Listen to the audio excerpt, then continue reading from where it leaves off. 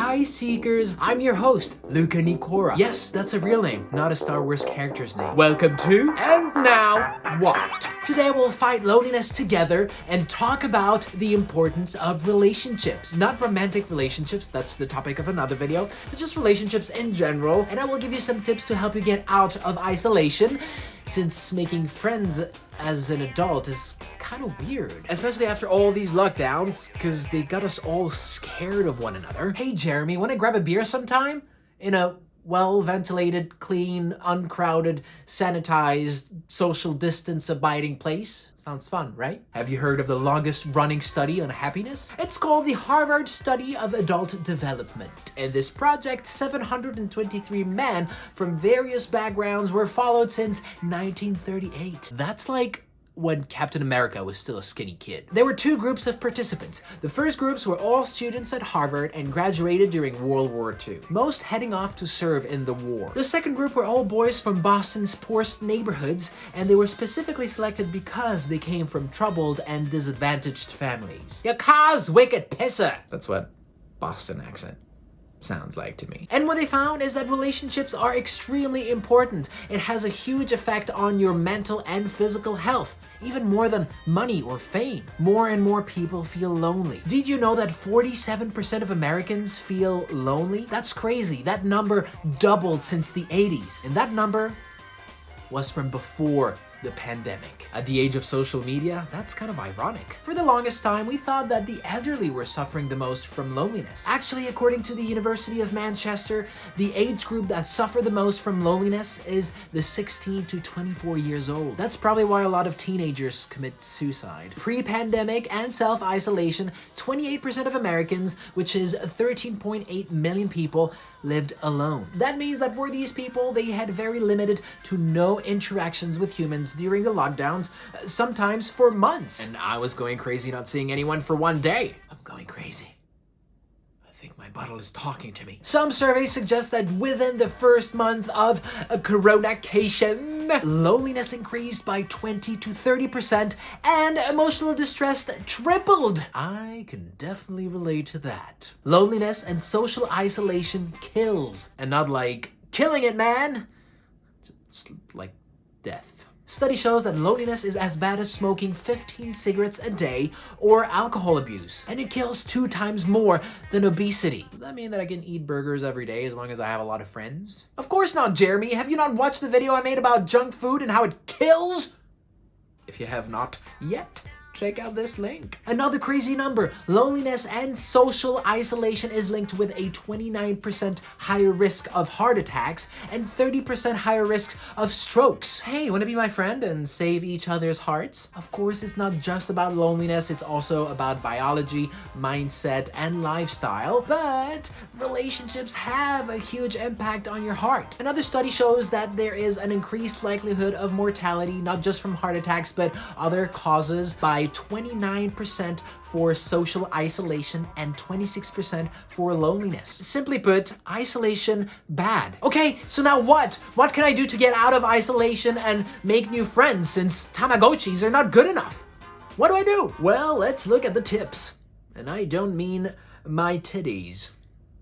What? Anyways, let's get back on track. Now, first, let's look at what loneliness is. Loneliness is different from being alone. It's a subjective feeling of not being understood, feeling disconnected, taken for granted, or seen but not understood. Sounds like my feeling when my buddies are not answering me on the group text. No one loves me! But then 5 minutes later, oh, they love me. Some people don't need a lot of connections in their lives, just a couple meaningful ones. And some people have 1,000 friends and still feel lonely. Let's look at what we can do when we suffer from loneliness. First, ask yourself, what does loneliness mean to you? How many friends do I need to feel comfortable? If you're an introvert or an extrovert, you may have very different answers. Do you have people in your life that you feel like they really get you? Is there anything you can do to strengthen these relationships? Based on these answers, there are a lot of things that you can do. But first, let's look at what you can do for yourself. One way to deal with loneliness is to think about 3 things on a daily basis that you are grateful for. Luca, you're talking about gratitude all the time. Why? Because this will help you shift your mindset of lack into recognizing that your life is full of gifts. But don't say,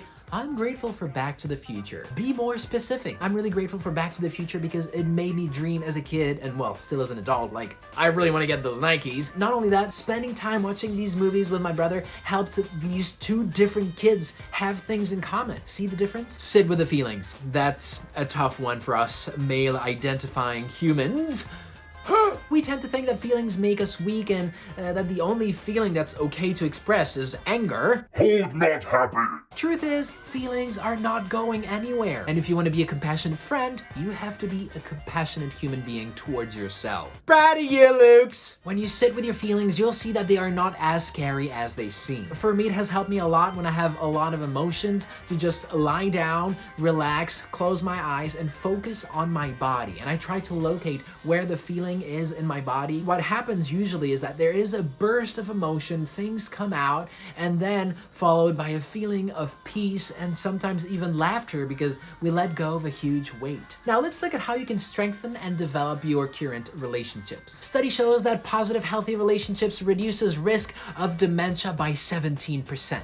But unreliable, critical, and annoying behaviors by partners, spouse, children, friends, dogs increases risks of dementia by 31%. What does that mean? Well, let's see how you can turn these critical, negative support relationships into positive ones. Or be ready to let go of some people. You are fired. Learn your love language and those of your loved ones to be able to express how you like to be loved and how you understand it, but also to love them back in a way that they understand. Link below to the love language quiz and let me know in the comments what is yours. Mine is definitely physical touch, but I also love words of affirmation, so if you want to make me feel loved, drop a comment down below. And you will also find my link to Audible, with which you can get 2 free audiobooks. So if you feel lonely in any of these important relationships, share that tool with them so that you can find a way to love each other in a way that you feel less lonely. People often feel taken for granted. When you can, give out a compliment. Compliments about outfits and looks is nice, but if you really want to make them feel good, compliment them about their personality or something that is special to them. Luca, I really love how flexible your face is. Thanks. Keep realistic expectations. A friend does not have to satisfy all your needs. When you find yourself being annoyed because a friend is not doing what you expect them to, take a step back, breathe, and remember, they may be doing the best they can. Take time to listen to your friends for realsies. You know when you're formulating an answer in your head to add up to what you just said, instead of listening to your friend, and when they finish their sentence, what you answer has nothing to do with what they just said. Why do we do that? Ask questions and be interested in their feelings, opinions, and experiences. Provide wise support. When your friend is talking about what's troubling them, don't say, "Thank God I'm not you," but say, "Wow, that sounds tough. Is there anything I can do to help?"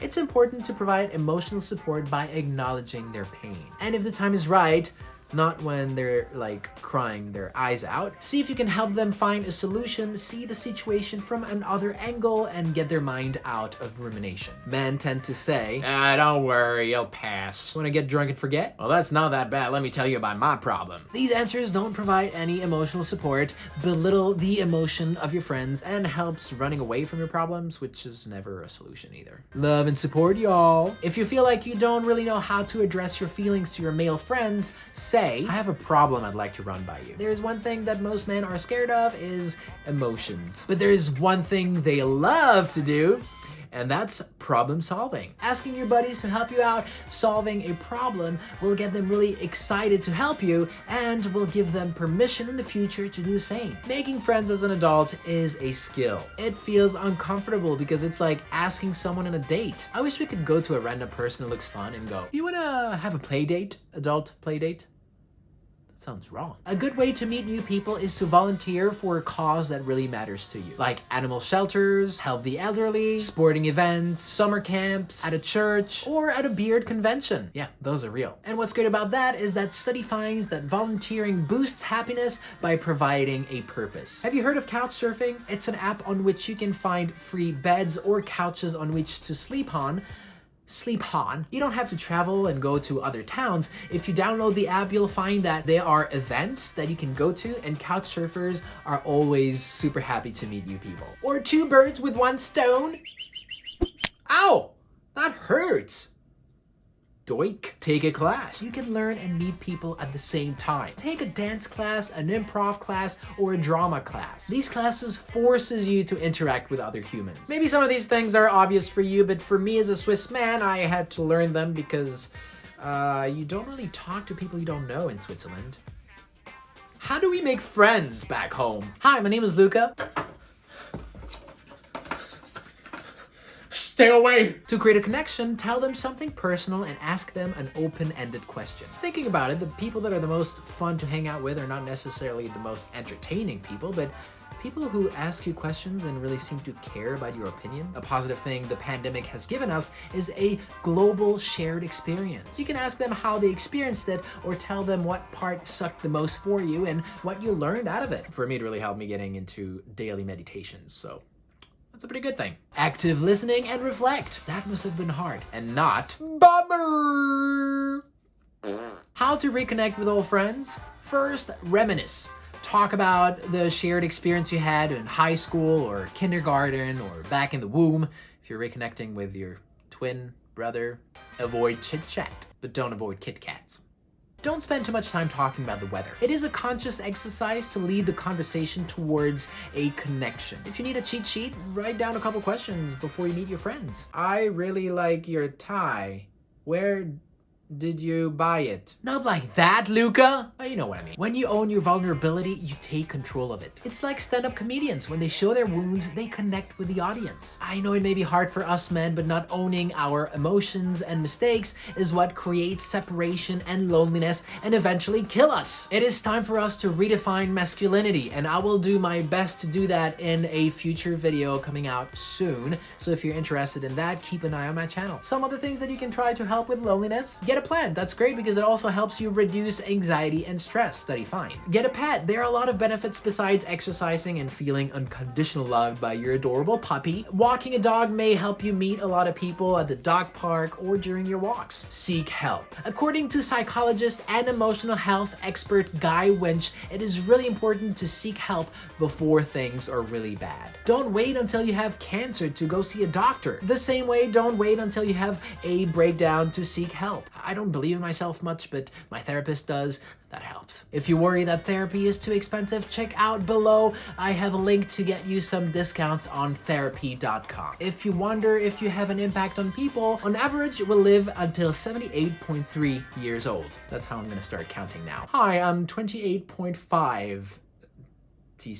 Most of us remember people we met after the age of 5. Assuming that we're interacting with 3 new people every day for people living in cities, that there is 365 days per year, plus leap years, that's 365.24 days. Now, the total is 78.3 minus 5 times 3 for the amount of people we interact with, and times 365.24, that is 80,000 people. And you know when an acquaintance dies or like a friend of a friend dies and you hear about it and you're like, oh shit.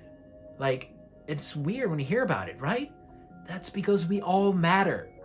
You matter. Community is key for our survival and for our mental health. And that's why I decided to create this YouTube channel, because a couple of years ago, one of my best friend came to me and told me, you know, he was going through an emotional turmoil, and he told me that he had nobody to talk to about these things. And I realized there must be a lot of people out there who don't have someone to talk to or don't have the tools and information to deal with emotions. And if you guys think that I should be creating a Facebook group or a Telegram group or whatever other technology out there that can create community, just let me know down in the comments. I am so proud of you guys for watching this video, for working on yourself, for developing yourself with me. You can be proud of yourself too. Just watching this video is doing the work. Which one of these tools do you think is the most useful or that you want to try first? Let me know down in the comments. And if you have your own personal tools, let us know down below in the comments so other people can try them. Thanks for watching. See you guys in the next video. Love you all. Invest in yourself. Invest in your future. Peace.